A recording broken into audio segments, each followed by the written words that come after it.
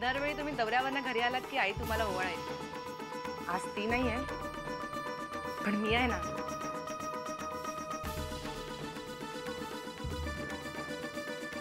या आता. कृष्णा आत्या साहेबांनी आपल्याला 2 दिवसासाठी मुंबईला येण्याचं आमंत्रण दिलंय. आई बाबांची आठवण आली. बस झालं नर्मदा पुराण. त्यांना जाऊन 3 महिने झालेत ना आता. काकू, माझ्या आईबद्दल एक शब्द सुद्धा ऐकून घेणार नाही मी. Come on Ahilya, come on, this is too much. मला एकदाच सांगून टाका की या घरात माझी काय किंमत आहे ती. खूप क्षुल्लक गोष्ट आहे, खूप जास्त मनाला लावून घेतेस तू. एका नोकरासाठी जो तो मला नको नको ते बोलला, तेव्हा त्यांना का नाही असं बोलला? कोण जो तो म्हणजे कोण? आत्याच बोलली ना. अमृता सुद्धा बोलली. ते नाही ऐकलं? एका नोकरासमोर हात धरला माझा, ते नसेल दिसलं? तू सारखं सारखं त्या जानकीला नोकर नोकर असं नको म्हणूस. मग काय म्हणू? मालक? कम ऑन अहिल्या, प्लीज. आपल्या गावाकडचा शेतकरी, त्यांची मुलगी आहे ती. इथे काहीतरी घरी अडचणी आल्या म्हणून आपल्याकडे राहायला आली आहे ना. आणि काय इथे नुसतं बसून खात नाही, काहीतरी कामं करत असतेच ना. म्हणून तिने कसंही काम केलं तर चालेल का तुम्हाला? कम ऑन, तिने काही मुद्दामून नेम धरून तुला चेंडू मारला का? काही गुन्हा केलाय का? आणि मुळात गुन्हा करण्यासाठी काहीतरी इंटेन्शन लागतं. It was just an accident. बास, तुमची वकिली बास करा. खड्ड्यात गेली ती मोलकरीण. पुन्हा मोलकरीण? मी म्हणजे पालथ्या गड्यावर पाणीच आहे. मी तिला मोलकरीणच समजणार, पण त्या नोकरांची ढाल करून आत्याबाईंनी जे तोंडसूक घेतलंय माझ्यावर, त्याचं काय? एक मिनिट. आत्याला तुला बोलायला, तुलाच काय कोणालाही बोलायला कुठल्याही नोकराची ढाल करण्याची गरज नाहीये. मला बोलण्यासाठी त्या सतत कारणं शोधत असतात. तू कारण देतेस. तुम्ही मला समजवायला आलात की त्या सगळ्यांची बाजू घ्यायला? त्यांना काही समजवण्याची गरजच नाहीये, समजूतदारच आहेत ते.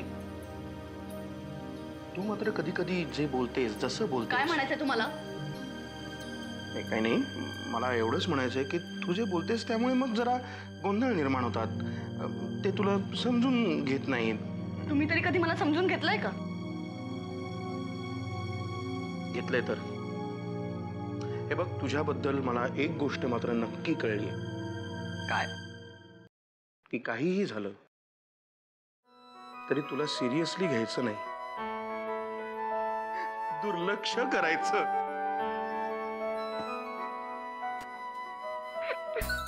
आत्याबाई बोलल्या की नाही त्यांना?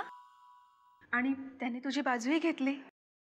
पण सुमिताई, मी खरंच मुद्दामून नव्हता फेकला चेंडू.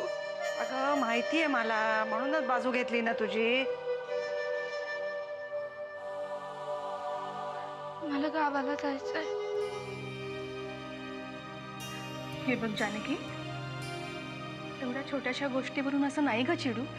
नाही सुमिताई, मी चिडत नाहीये, पण मला खरंच गावाला परत जायचंय. आणि गावाला जाऊन राहणार कुठे? माझ्या घरी. आई बाबा आता परत सुद्धा आले असतील ना. हे बघ, तुझ्या आई वडिलांना काही अडचण आली आहे म्हणून त्यांनी तुला आमच्या घरी पाठवलेलं आहे. आत्याबाई, सुमित्रा, मध्ये मध्ये बोलू नकोस. मी बोलतीये ना. हे बघ, त्यांना अडचण आली आहे म्हणून त्यांनी तुला इथे पाठवलंय की नाही, तेव्हा आता परत घरी जायचा प्रश्नच येत नाही. आणि तू इथे मोलकरीण म्हणून थोडीच आलीयस, तू तर माझी सोबतीण म्हणून आलीयस, हो की नाही? सुमित्रा, अगं सगळ्याच गोष्टी लगेच उलगडून सांगायला पाहिजेत का? हे बघ जानकी, इथे तुला सुमित्रेचं प्रेम मिळेल, तसाच अहिल्याचा रागही सहन करावा लागेल. सगळीच माणसं काही सारखी नसतात. आत्याबाई, मी सांगेन तिला समजाव. जितक्या लवकर तिला हे समजेल तितकं तिला इथे राहणं सोपं जाईल. आणि आता रडू नकोस, कळलं?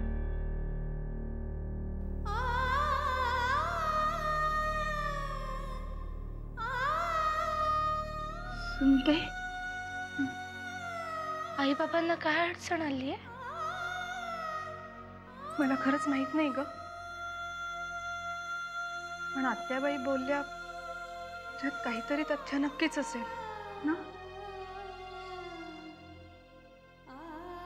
जानकी, मला एवढंच माहिती आहे, आपले आई बाबा कुठेही गेले ना तरी त्यांचं लक्ष आपल्या मुलांकडेच असतं. सुमित्रा आले.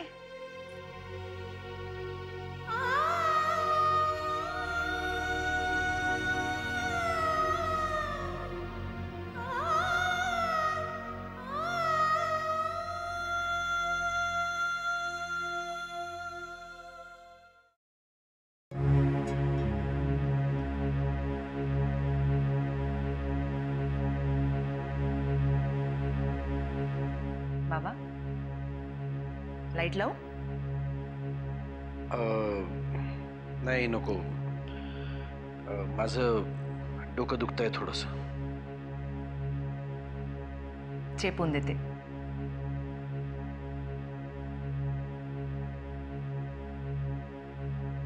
आईची आठवण येते.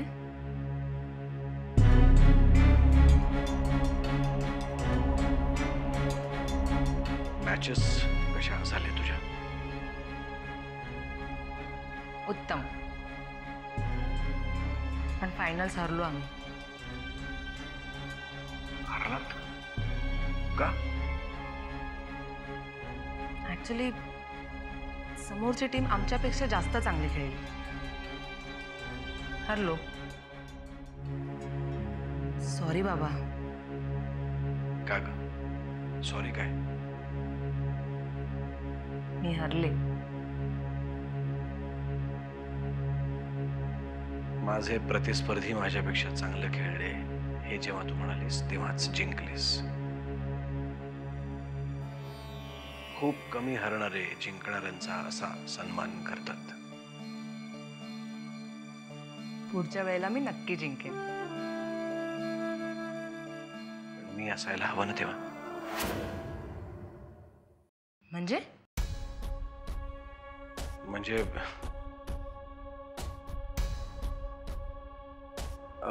म्हणजे निवडणुका, दौरे, त्यानंतर प्रचाराची धामधूम. कुठेही असलात तरी तुम्ही यायचंय. मला तुमच्या समोर आणि तुमच्यासाठी जिंकायला खूप आवडेल. नक्की. कुठेही असलो तरी नक्की येईन मी. बाबा, आज ना एक गंमतच झाली. आत्या आजी ना मगाशी बोलता बोलता एकदम तुमच्या दुसऱ्या लग्नाबद्दल बोलली आणि मला एवढं हसू आलं. मी मनात म्हटलं, नशीब माझ्याकडेच विषय काढलाय. तुमच्याकडे बोलली असती तर तुम्ही काय केलं असतं? सांगा ना. माहित नाही. तुला काय वाटतं? काय केलं असतं मी? खूप रागावला असतात. कारण मला माहिती आहे तुमच्या मनात जी आईची जागा आहे ना ती कुणीही घेऊ शकत नाही.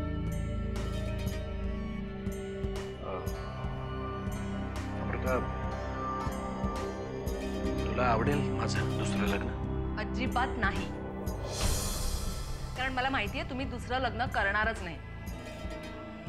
आणि मुळात हे जर घडणारच नाहीये तर आपण ह्याच्यावर चर्चा कशाला करतोय? आत्या आजी पण ना काहीही बोलत असते. मी म्हटलं तिला, बाबा सुद्धा हे लग्न अजिबात करणार नाही. आणि बाबा, हे काय वय आहे का तुमचं लग्न करायचं? ह्या वयात कोणी लग्न करतं? हो, अजून काही वर्षात माझ्या लग्नाची वेळ येईल आणि तुम्ही कुठे लग्न करताय? आणि मला सांगा, ह्या वयात तुमच्याशी कोण लग्न करणार आहे? तुमची जमीन गेली आहे, त्यावर जप्ती आली आहे. तुझ्या बाबांनी खूप प्रयत्न केले. ते परशुराम रावांकडे गेले होते, नरसिंहरावांकडे पण गेले होते, पण काहीच झालं नाही. अरे पण असं कसं होईल? काल परवा तर नांगर धरला होता ना रे शेतात आम्ही. आणखी तुझ्या घरात आता कोणी नाहीये.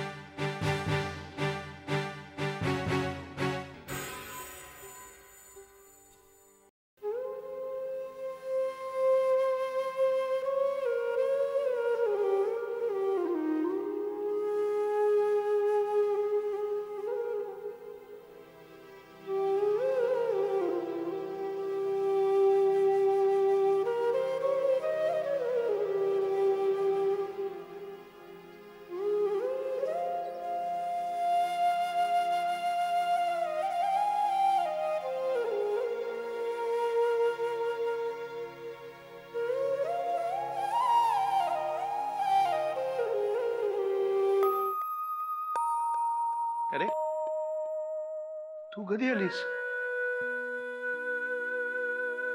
आताच. तुम्ही फार छान बासरी वाजवता, पण तुम्ही रडत का होतात? चल,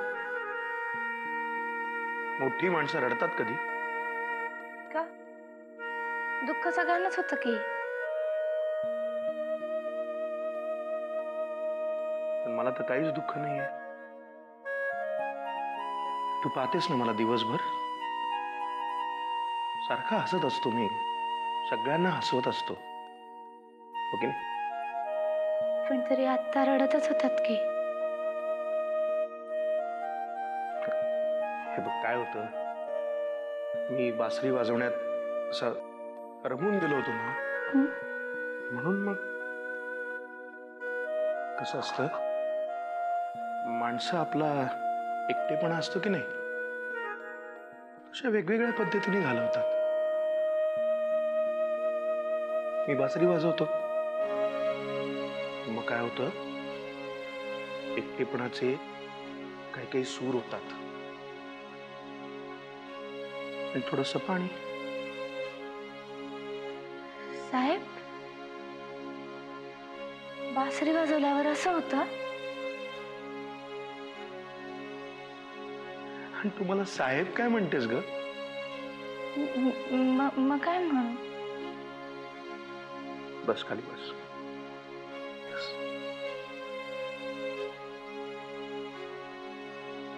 अमृता मला काय म्हणते तेच तूही म्हण. साधारण दोघी एकाच वयाच्या आहात ना तुम्ही? पण तुम्ही तिचे खरे खरे काका आहात ना? तुझाही असं समज. कोणी रागवणार नाही ना? अजिबात नाही. आणि कोणी रागवलं ना, सरळ माझं नाव सांग. हं? अहिल्याचा हात खूप लागला बाळा. मला जर मुलगी असती तर आता तुझ्याच वयाची असती, आणि आम्हाला जर मूलबाळ असतं तर अहिल्या तुझ्याशी असं वागली नसती. म्हणजे कुठलीही आई दुसऱ्याच्या मुलाशी असं वागेल का? नाही की नाही? आई असते. तू साधं बघ ना, शाळेमध्ये निबंध कशावर लिहायचीस तू? माझी आई. हो की नाही? माझे बाबा, असा निबंध लिहिलायस तू कधी? नाही लिहिला. आणि बाबांवर कधी कविता पण नाही केली. कशी असणार? कारण बाबा म्हणजे दुष्ट, मारकुटे असंच वाटतं ना सगळ्यांना. नाही नाही, माझे बाबा नाही दुष्ट मारकुटे. आणि एक दिवस मी बाबांवर कविता नक्की लिहिणार. माझे बाबा खूप चांगले. तुम्हाला माहितीये, जेव्हा आमच्याकडे बैल नव्हती ना, तेव्हा बाबा स्वतः नांगर ओढायचे. मला जमेल ना कविता? आणि समजा नाही जमलं तरी तुझं त्यांच्यावरचं प्रेम कमी होणार आहे का? 10 मार्कांचे निबंध लिहिले जावेत म्हणून आई वडील आपल्या मुलांवर प्रेम करतात का? मला आई बाबांची खूप आठवण येते. त्यांनाही तुझी तितकीच आठवण येत असणार आहे. पण ते रडत नसतील तुझ्यासारखे. ते नाही, पण गण्या रडत असेल. गण्या? माझा धाकटा भाऊ. अरे वा, या बहिणीला एक धाकटा भाऊ पण आहे वाटतं. हो, आणि तो खूप भारी आहे. हे बघ, मला जमलं ना तर आपण गण्याला नक्की भेटू. मी भेटवीन तुला गण्याला.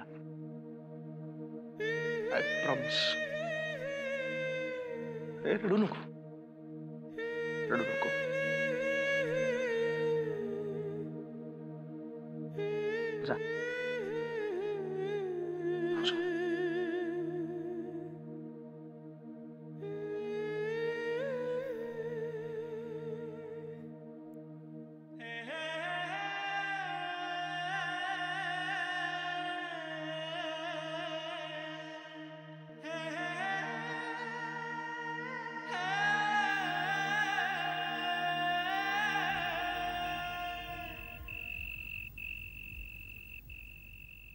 घे.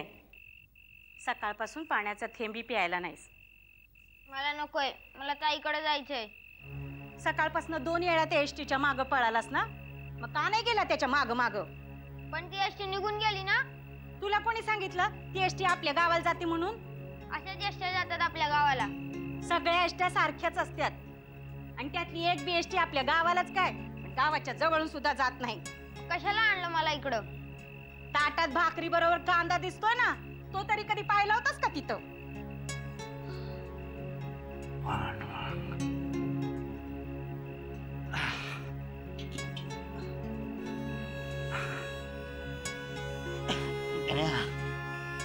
लेकरा खाल्लंस का रे? मला ताईकडे जायचंय. ताईकडे जायचंय? लेकरा आधी खाऊन घे मग जाऊ की. कशाला त्या पोराला उगाच खोटी आशा दाखवते? मग काय त्याला उपाशी मरू देऊ? सांगा ना त्याला की तुझी ताई आता तुला कधीच भेटणार नाही म्हणून. त्याच्या समोर बोलायची गरज आहे का? त्याला खरं काय ते कळलंच पाहिजे. आज सकाळपासून 2 वेळा एसटीच्या मागं पळाला. काय झालं असतं म्हणजे? तू जरा लक्ष ठेव की. कधी ठेवणार? मी बी सकाळपासून धरणाच्या कामावर घमेलीच वाहते ना. आपल्या नशिबात घमेलीच आहेत हेच याला बी कळलं पाहिजे. कळल? अगं हळूहळू कळल. कन्या खा, खाशील तर मोठा होशील, शिकशील. अरे मुकादमापेक्षा जास्त पैका कमवशील. मला पैसा नको, मला ताई पाहिजे. द्या आता आणून. सकाळपासून हेच रडगाणं चाललंय त्याचं. मग कशाला आणलं इकडे मला आणि तिला तिकडे ठेवलं? हे बघण्या, मी तुला एकदा बजावून सांगते, तुझी ताई तुला कवा भेटल हे त्या पांडुरंगालाच ठाऊक. तेव्हा गप गुमान गिळ आता. मला नकोय.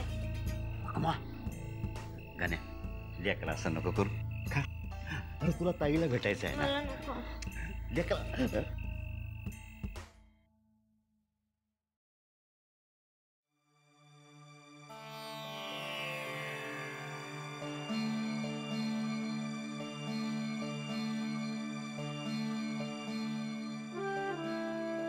कोणी काही पण म्हणू, पण मला माहितीये मी माझ्या आई बाबांना नकोशी नव्हते झाले. त्यांना काहीतरी अडचण आली असणार आणि बाबा त्यांची कोणतीच अडचण मला कधीच सांगायचे नाही.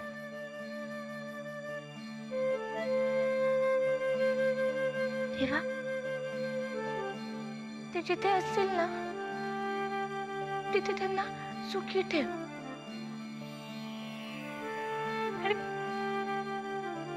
आणि गण्याला पण खूप मित्र येतो आणि आता तर मी पण त्याच्याजवळ नाहीये.